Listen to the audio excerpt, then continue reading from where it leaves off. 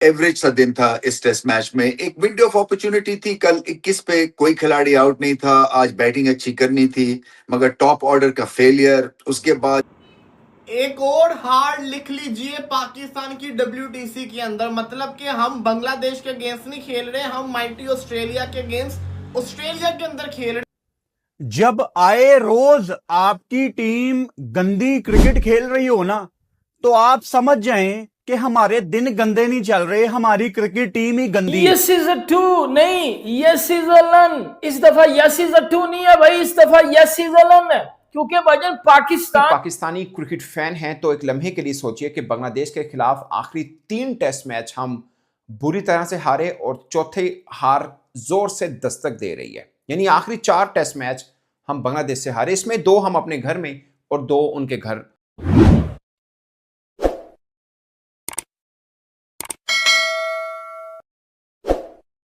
यार आफरीन हो गई है, मतलब कि एक तो आप उनका 278 करवा दो, फिर जब बैटिंग करने आओ तो आपके सारे के सारे बड़े नाम बुरे तरीके से फ्लॉप हो जाए। ये कोई हरकत थोड़ी है, इतनी गंदी परफॉर्मेंस, इतनी गंदी, ये कोई सही चीज नहीं है। मैं कह रहा हूं एक और हार आप लोग लिख लीजिए। पाकिस्तान की क्रिकेट का कोई हाल नहीं हो सकता, बहुत ही घटिया परफॉर्मेंस इस वक्त चल रही है। अगर बात करें आज की, देखिए मैं तो एक ही चीज कहूंगा, शान मसूद, साउद शकील, मोहम्मद रिजवान, इन 3 प्लेयर्स को T20 क्रिकेट से बैन कर दीजिए अगर आपने अपनी टेस्ट क्रिकेट चलानी है, क्योंकि जो ये T20 में करते हैं ये टेस्ट के अंदर उसी अप्रोच के साथ जाने की कोशिश करते हैं और हार्ड है। साउद शकील इतना बुरा प्लेयर नहीं था टेस्ट का, लेकिन वो T20 PSL खेलने के बाद उसकी जो शॉट सिलेक्शन है वो डिफरेंट हो चुकी हुई है। शान मसूद PSL के अंदर कितनी परफॉर्मेंस करके दिखा रहा था, लेकिन अब क्या करके वो दिखा रहा है, क्यों? क्योंकि उसकी अप्रोच दूसरी हुई है। ये चीजें नहीं चलेंगी। फिर एक तो आपके बॉलर्स वैसी बॉलिंग नहीं करे जैसी करनी चाहिए, ऊपर से आपके बल्लेबाज इतनी गंदी परफॉर्मेंस करके दिखा रहे हैं कि जिसका कोई हिसाब नहीं है। अब ये पाकिस्तान टेस्ट मैच कैसे जीतेगा? पहले ही आपने उनको 46 रन की लीड दे दी है। अब वो आज का दिन भी बांग्लादेश के नाम, अगर कल बांग्लादेश पूरा दिन बैटिंग कर गया तो भाई ये आपको टारगेट देंगे कोई 450 पौने 500।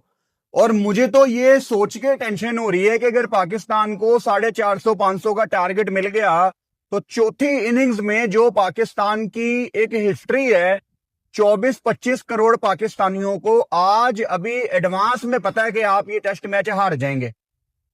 हमने एक एक करके तमाम क्रिकेटर्स के ऊपर बात करनी है, स्पेशली बैटर्स के ऊपर।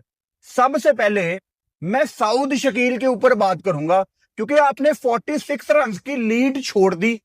आज भी 46 रन का डिफरेंस रहा। पहले टेस्ट मैच में आप 413 के मुकाबले में आपने 413 नहीं किया, आज भी 278 के मुकाबले में आप उनको सेशन में नहीं हरा पा रहे। आपने टेस्ट मैच उनसे क्या जीतना है? अब सारी बातें साइड पे रख के एक नंबर नोट करो, पेन पकड़ लो हाथ में और एक नंबर नोट करो, इस नंबर पे कॉल करनी है। नंबर है को मिलने लगा है काला बंगाली और सुथरा किस्म का, मतलब इतना बड़ा लन। क्योंकि हम बेशक बांग्लादेश में जाएं, बेशक इंडिया में जाएं, बेशक ऑस्ट्रेलिया में जाएं, बेशक दुबई में जाएं, बेशक श्रीलंका में जाएं, हमारा एक ही शौक है, लन। आ जाओ फिर, क्योंकि मिलने लगा। और एक देखो, एक लान होता मिलना, एक हम लान अपनी टीम में खिला रहे हैं जिसका नाम है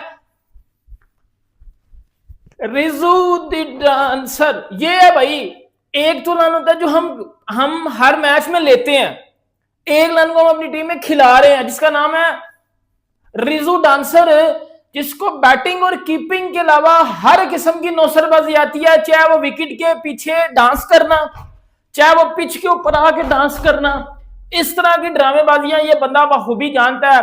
मतलब लानत है पाकिस्तान की टीम के ऊपर, लानत है ऐसी बैटिंग के ऊपर, और लानत है ऐसी मैनेजमेंट के ऊपर, और लानत है इनको खिलाने वालों के ऊपर। जब सेट हुए बाबर आजम वो आउट हो गए, सलमान अली आगा के साथ पार्टनरशिप थी, सलमान अली आगा गलत टाइम पे आउट हुए, लूज शॉट खेले। इसी तरह से बाबर आजम गलत वक्त पे आउट हुए, इसलिए कि सेट बैट्समैन थे, उनको 100 करना चाहिए था। 2022 में दिसंबर में लास्ट सेंचुरी की है, सो आज एक बेहतरीन मौका था क्योंकि अच्छी बिगिनिंग थी उनकी इनिंग्स की।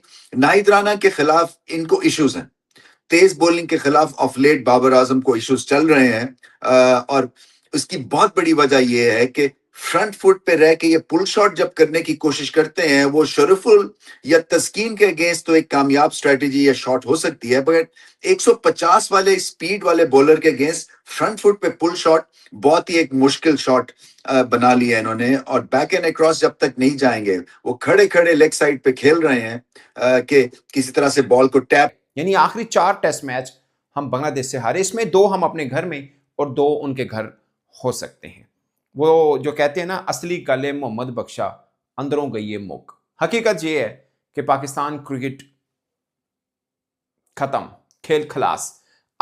हम सोचते थे, मतलब मुझे याद है कि 95-96 में हमने आखिरी बार ऑस्ट्रेलिया के अंदर कोई टेस्ट मैच हराया है, उसके बाद हम कोई ड्रॉ भी नहीं कर पाए। बट वो ऑस्ट्रेलिया, हम अफ्रीका के ऊपर, इंग्लैंड, इन सब देशों के ऊपर हम मानते हैं यार बाउंसी ट्रैक और हमारे बैट्समैन को प्रॉब्लम होता है, सब चीजें हैं। मगर बांग्लादेश आखिरी 3 टेस्ट मैच हमें हरा चुका है, आखिरी 3 टेस्ट मैच, जिसमें से 2 हमारे घर में आके हमें हराए। और एक ही वजह है, वो एक नहीद राना हमारे ऐसे सनु मत्थे पे है, वो खड़े को नहीं खेला जा रहा। अब जस्ट इमेजिन, पाकिस्तान टीम की तरफ से सबसे महान बल्लेबाज बाबर आजम है, 39 बॉल्स पर 22 रन देकर 3 बार आउट किया। पीएसएल में लगातार कोई 1.5 माह का होता है, उसने नेट पे कितनी बार बॉलिंग की होगी बाबर आजम को, उन्हीं की टीम में खेलते हैं। 3 बार आउट कर चुके हैं टेस्ट क्रिकेट में बाबर आजम के खिलाफ। अगरचे उनकी इनिंग बड़ी जबरदस्त थी, बाबर आजम जब नहीद राना से आउट हुए तब रमीज राजा ने भी कुछ खास बातें की, वो हम डिटेल के अस्सलाम वालेकुम and welcome to sports flow. Pakistan और बांग्लादेश के दरमियान सिलेट में दूसरे टेस्ट मैच के दूसरे दिन का खेल जारी है और एक बार फिर अपर हैंड हासिल है टीम बांग्लादेश को, बिकॉज पाकिस्तानी टीम 278 रन के हदफ के ताक़ुब में अभी तक 71 रन से ट्रेल कर रही है और पाकिस्तान के 9 बल्लेबाज पवेलियन वापस लौट चुके हैं। अगर ये कहा जाए कि एक और नाकिस परफॉर्मेंस रही पाकिस्तान की बैटिंग लाइनअप की तो गलत नहीं होगी, और जितनी तारीफ की जाए बांग्लादेश की बैटिंग लाइनअप की वो कम है, बिकॉज स्ट्रगल कर रहे थे वो भी। या 6 खिलाड़ी उनके अप्रॉक्सिमेटली 130 ऑड रन पे आउट हो गए थे और फिर Litton Das came on to the crease and he played brilliantly. एक बहुत ही हेल्दी स्ट्राइक रेट के साथ 126 रन उन्होंने स्कोर किया और मेक श्योर किया कि उनकी टीम 278 रन बनाने में कामयाब हो। ये स्कोर इस पिच पर इन कंडीशन